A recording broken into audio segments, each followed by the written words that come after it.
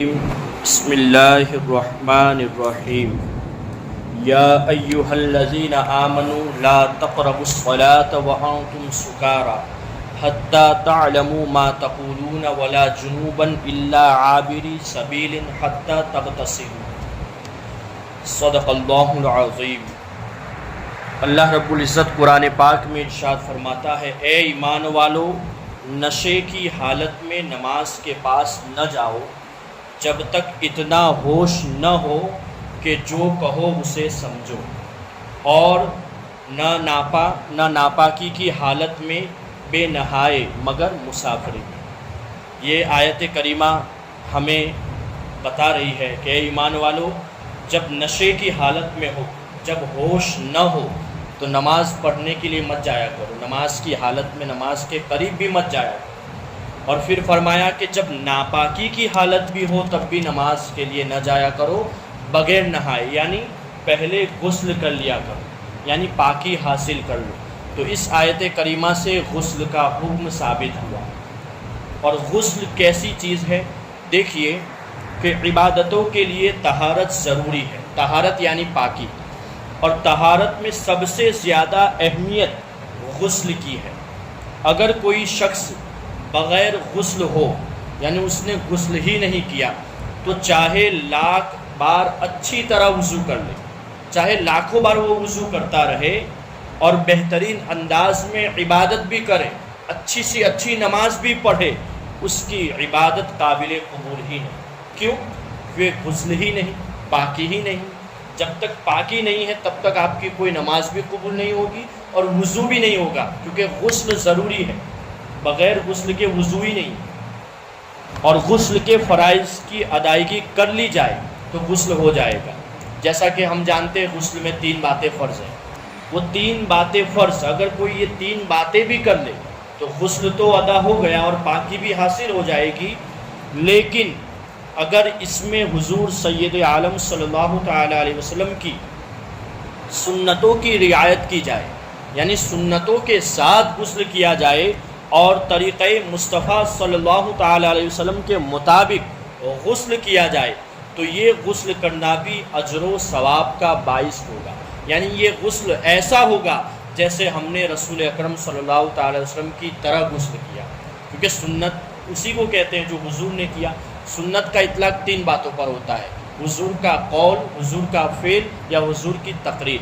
قول یعنی حضور نے جو فرمایا وہ بھی سنت، فعل یعنی حضور نے کیا وہ بھی سنت، تقریر کہتے ہیں کہ صحابہ نے کیا، حضور نے نہیں کیا، صحابہ نے کیا، لیکن حضور صلی اللہ تعالی وسلم نے ان کو روکا بھی نہیں، تو یہ بھی سنت، تو اس کو سنت کہتے ہیں۔ تو اب غسل میں سنتیں کیا؟ اب ہم وہ غسل سنیں جو حضور نے کیا تھا، اور ایسا ہی غسل ہمیں کرنا چاہیے سنتوں کے مطابق۔ ہر کام، بلکہ ہر کام آپ سنتوں کے مطابق کریں گے تو جو اجر و ثواب اس کا ہوگا وہ آپ کو آخرت میں ہی پتہ چلے گا۔ تو دیکھیے غسل میں چند باتیں سنت ہے۔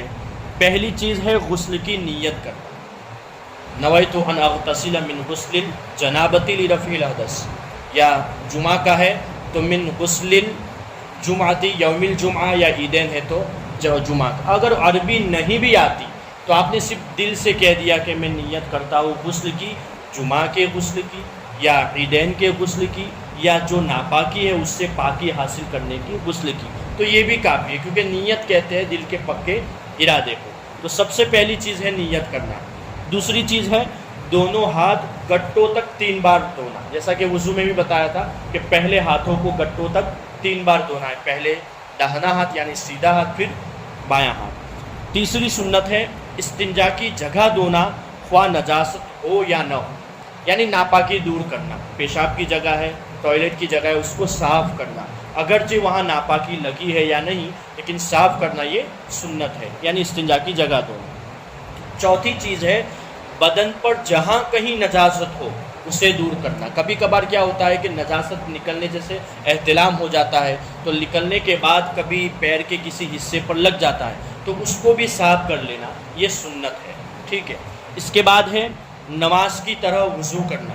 غسل میں پہلے کیا ہوتا ہے، ہاتھ دھونے کے بعد، دونوں ہاتھ دھونے کے بعد پہلے وضو کرو، یعنی وضو کرنے کے بعد جو نماز میں ہم وضو کرتے ہیں اس طرح کرنا ہے، یہ حضور کی سنت مبارکہ ہے۔ اب وضو کر لیا، اس کے بعد کیا کریں؟ تو فرمایا کہ بدن پر تیل کی طرح پانی چپڑنا، خصوصاً سردی کے موسم میں ایسا پانی بہانا پورے بدن پر کہ پانی تیل کی طرح چپڑے، اس طرح بہانا ہے نا، یہ بھی حضور کی سنت ہے۔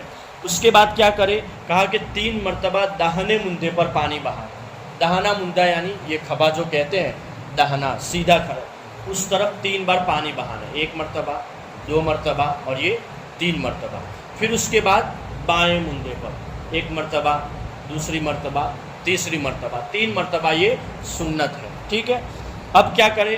تو فرمایا کہ سر پر اور پورے بدن پر 3 مرتبہ پانی بہانا، یعنی سر پر پانی بہانا 3 مرتبہ، پھر پورے بدن پر، بدن کا ایک حصہ بیان کیا گیا ہے کہ بال کے برابر بھی کوئی حصہ باقی نہ رہے غسل میں، اگر باقی رہ گیا تو غسل ہی نہیں ہوگا، کیونکہ پورے بدن پر پانی بہانا یہ فرض ہے غسل میں، تمام بدن پر ایک بال کے برابر بھی سوکھا نہ رہے، یہ ہے۔ پھر اس کے بعد ہے کہ نہانے میں قبلہ کی طرف چہرہ نہ ہونا۔ آج اکثر لوگ اس میں غلطی کر بیٹھتے ہیں، یا تو پیٹھ قبلہ کی طرف ہو جاتی ہے یا چہرہ۔ اسی لیے ہمارے یہاں الحمدللہ ہمارے یہاں ایسی حالت ہے کہ غسل اور وضو اور غسل خانہ اور ٹوائلٹ وغیرہ ایسا بنایا جاتا ہے کہ ہماری نہ پیٹھ ہوتی ہے نہ چہرہ ہوتا ہے قبلہ کی طرف۔ اسی طرح ہم ہر گھر میں اسی طرح بنانا چاہیے، تاکہ جب بھی غسل کرے یا وضو کرے تو چہرہ اور پیٹھ قبلہ کی طرف نہ ہو، تو غسل میں بھی یہ خیال رکھنا چاہیے۔ اس کے بعد ہے پورے بدن پر ہاتھ پھیرنا اور ملنا۔ پانی تو بہا دیا، اب ہاتھ اس طرف پھیرنا اور ملنا، تاکہ کچھ جگہ باقی ہو تو وہاں گیلا ہاتھ پڑنے سے کیا پانی پہنچ جاتا ہے، کوئی سوکھی چیز نہ رہ جائے، اس طرح پورے بدن پر پانی ہاتھ ملنا۔ پھر اس کے بعد ہے ایسی جگہ نہانا کہ کوئی نہ دیکھے، اور اگر یہ نہ ہو سکے، کبھی کبھار کیا ہوتا ہے کہیں سفر میں چلے جاتے ہیں یا کچھ ایسے علاقے ہوتے ہیں جہاں باتھ روم نہیں ہے لیکن نہانا کھلے میں ہے، تو کیا کرے؟ کہا کہ ناپ سے گھٹنے تک اعضاء کو چھپا لینا، کیونکہ مرد کے لیے اتنا ہی ہے، ناپ سے ڈوٹی سے لے کر گھٹنے تک یہ چھپا لے، پھر غسل کر، کوئی دقت نہیں ہے اگر نہانے کے لیے کوئی جگہ نہیں ہے تو۔ لیکن اگر باتھ روم ہے، جگہ ہے، تو پھر آپ اس کو نکال کے نہا سکتے ہیں، کیونکہ کوئی نظر نہیں کر رہا ہے، تو یہ خاص خیال رکھنا چاہیے۔ پھر اس کے بعد ہے آخری میں کہ نہاتے وقت کسی قسم کی گفتگو نہ کرنا اور نہ ہی کوئی دعا پڑھنا۔ اسی لیے حکم ہے کہ جب غسل کی دعا ہو، وضو کی دعا ہو، غسل کی دعا ہو یا ٹوائلٹ میں جانے کی دعا ہو، یہ سب دعائیں باہر پڑھی جاتی ہیں، اندر نہیں، اندر منع ہے۔ غسل کرتے وقت بھی کوئی دعا نہ پڑھی جائے، کوئی باتیں نہ کی جائے دنیاوی، یہ مکروہ ہے۔ مکروہ یعنی اللہ کو پسند نہیں ہے۔ اب ایک غلط فہمی یہ ہوتی ہے کہ آج کل کیا ہوتا ہے، لوگ شاور لگا لیتے ہیں، غسل کرتے ہیں تو کہتے ہیں کہ شاور ہے نا، تو اس میں کیا ہوتا ہے کہ کھڑے کھڑے لوگ غسل کر لیتے ہیں، کھڑے کھڑے لوگ نہا لیتے ہیں، جبکہ یہ منع ہے۔ شاور میں کیا ہوتا ہے، کھڑے کھڑے نہا لیتے ہیں، کچھ طریقہ کر لیتے ہیں، پھر شاور میں پورے بدن پر پانی آ جاتا ہے، بہہ بھی جاتا ہے اور مل بھی لیتے ہیں، لیکن یہ اسلام کے خلاف ہے، سنت مبارکہ کے خلاف ہے۔ اسی لیے آپ نہائے کوئی بات نہیں، لیکن جب بھی غسل کریں تو بیٹھ کر کیا جائے، کیونکہ بیٹھ کر غسل کرنے میں تمام حضور کی سنتوں پر عمل کیا جا سکتا ہے۔ تو ہمیں چاہیے کہ غسل کرے تو ان باتوں کا خیال رکھے، حضور کی ان سنتوں پر عمل کرے، انشاءاللہ تعالیٰ آپ کو اس کا اجر و ثواب بھی ملے گا۔ اور خیال یہ رکھے کہ ہر وقت کسی بھی کام میں سنت کے مطابق کام کرے، کھائے تو سنت کے مطابق، نماز پڑھے تو سنتوں کے مطابق۔ کچھ لوگ کیا کرتے ہیں، نماز بھی پڑھتے ہیں تو اپنی طبیعت کے مطابق، یہ نہ ہو۔ یہ دیکھیں کہ حضور نے کیسی پڑھی، پھر دیکھیں آپ کیسا لطف ہوگا کہ ہو سکتا ہے کہ نماز ہی کی حالت میں حضور کا دیدار ہو جائے انشاءاللہ۔ نماز نہیں تو نماز کے بعد گھر گئے اور لیٹے اور حضور کا دیدار ہو گیا کہ یہ تو میرا وہ امتی ہے، میرا وہ غلام ہے جو ہر وقت میری ادا کا خیال رکھتا ہے۔ اللہ تعالیٰ حضور کا صدقہ عطا فرمائے۔ وآخر دعوانا الحمدللہ رب العالمین۔ السلام